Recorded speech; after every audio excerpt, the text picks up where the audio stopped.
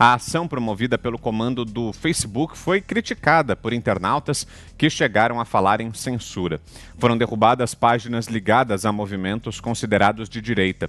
Uma autoridade do Poder Judiciário, no entanto, elogiou a controversa ação promovida pela rede social. Ministro do Supremo Tribunal Federal, Gilmar Mendes, se manifestou em apoio à empresa de mídia digital que controla o Facebook e o Instagram.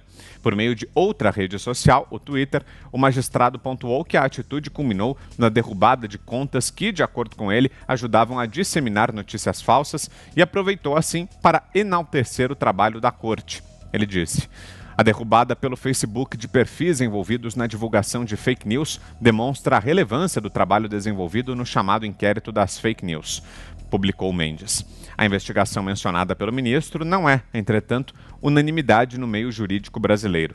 Antes de ser validado pelo próprio STF, o trabalho foi criticado por juristas. Fala, Fiuza. O Gilmar Mendes, o que é curioso é que ele até outro dia era o vilão, o inimigo público número 1 da grande imprensa. Hoje em dia o Gilmar Mendes é queridinho, né? Queridinho aí de boa parte aí, de alguns veículos de imprensa tradicional. Só dá Gilmar. É curioso, né? Eu acho um pouco estranho. As premissas dele estão completamente equivocadas, para variar, né? Esses juízes, a gente fala, né? Esses juízes do Supremo, eles não têm a menor compostura, né? Eles dão um pitaco sobre tudo. Nunca vi juiz se comportar assim, né? Parece palpiteiro de futebol. Falam de tudo, né? E nesse caso, uma leviandade completa, porque vários desses perfis que foram banidos pelo Facebook não estavam disseminando notícia falsa, não dá nem para você acusar de disseminar notícia falsa, né? Conhecemos aí alguns.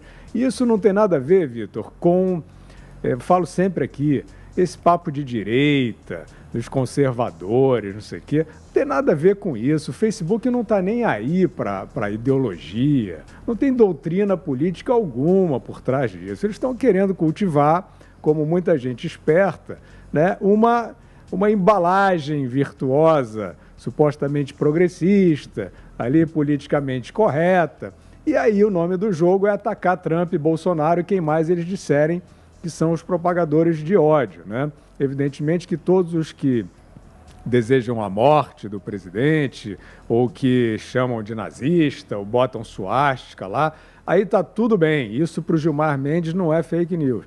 Então, Gilmar Mendes, quem diria, hoje também é um militante progressista, né? Ele apareceu aí, ele está caindo nas gatas, está sentindo o gostinho de sentar no colo, né? De aparecer em certos holofotes, né? Agora, o Gilmar, Vitor, acima de tudo, ele é o homem que soltou o Lula. O Gilmar é autor do voto que rasgou a própria decisão do Supremo Tribunal Federal, apenas 2 anos depois, sobre prisão após condenação em segunda instância, que foi um casuísmo para soltar o Lula. E o Lula não é esse papo de esquerda, direita, progressista, não. O Lula é um ladrão condenado a mais de 20 anos de prisão. É o maior ladrão da história do país. E o Lula, Vitor, era um perseguidor da imprensa. O Lula detestava a liberdade de imprensa.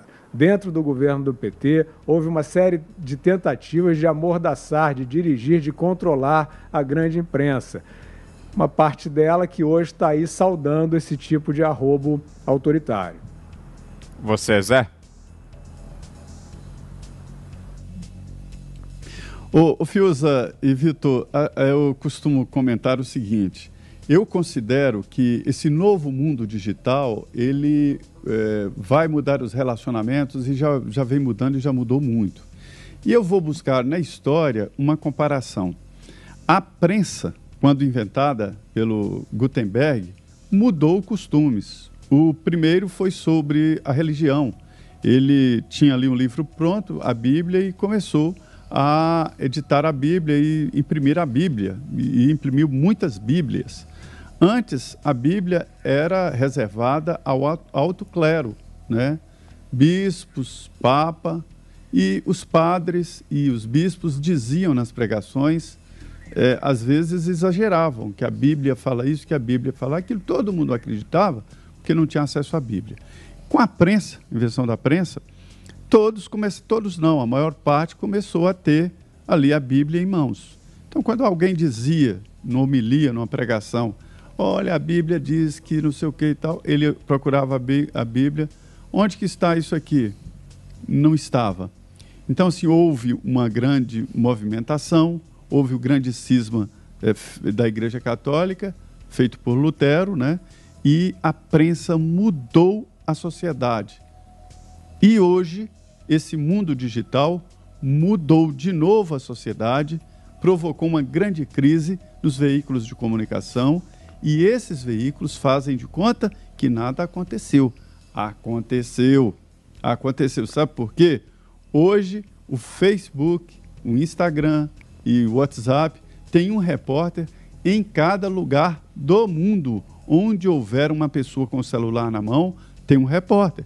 E desbanca os maiores grupos de comunicação do mundo. Portanto, eu estou falando sozinho ainda que essas empresas são veículos de comunicação. Elas têm que assumir a responsabilidade de um veículo de comunicação formador de opinião. E esse é o grande sinal. Eles já estão assumindo esse papel. O maior faturamento em comunicação no Brasil está exatamente no grupo aí, no Facebook. O maior faturamento de mídia do Brasil. E no mundo é o maior faturamento em comunicação. Não tenho dúvida, ninguém tem dúvida disso. O que eu estou questionando é que os veículos tradicionais de imprensa, nós aqui, somos restritos. Temos que ter concessão, uma concessão cara, paga para o Estado, né? Uma concessão em São Paulo hoje sairia por 60 milhões, para você ter uma ideia, ou seja, o direito de transmitir. E estamos concorrendo com essas empresas que não têm concessão, não têm nada. Nós temos responsabilidade, essas empresas não têm nenhuma. Nós não abrimos o microfone aqui de uma forma irresponsável para todo mundo sair xingando quem quiser, não. Então eu estou dizendo isso para definir ali o ponto. Não estou falando contra. Pelo contrário, ninguém muda isso. Isso é o caminho, é o espírito do tempo, né? Não tem como mudar, mas há como responsabilizar. Sabendo disso, essas empresas já estão se cuidando. Estão se cuidando. Eu fiquei sabendo, por exemplo, que 40 mil pessoas são contratadas dessas empresas e que fazem um tipo de investigação. São assessoradas por um engenhoso equipamento que é um algoritmo que identifica notícias espalhadas, notícias falsas ou que estão rapidamente andando, e ali é aberto um tipo de um inquérito ou uma atenção, acende uma luz, e os funcionários, como detetives, vão atrás do que está acontecendo e quem são as pessoas. Qual é o argumento? É de que eles não investigam pessoas, e que investigam mensagens e investigam ações na rede, e independente de quem seja. Já fecharam blogueiros, já censuraram partidos políticos e agora censuram aliados do presidente da República. A minha pergunta é para os poderosos de plantão. E aí, vão deixar esse poder nas mãos dessas grandes empresas? São empresas que querem lucro, querem dinheiro, nada contra o lucro.